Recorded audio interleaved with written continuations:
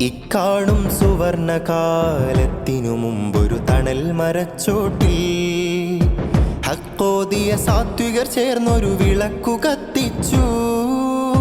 ഇക്കാണും സുവർണകാലത്തിനു മുമ്പൊരു തണൽ മരച്ചോട്ടിൽ ഹക്കോദിയ സാത്വികർ ചേർന്നൊരു വിളക്കു കത്തിച്ചു.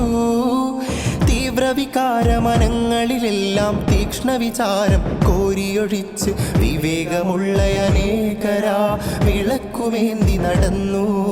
വിവേകമുള്ള അനേകരാ വിളക്കുമേന്തി നടന്നു.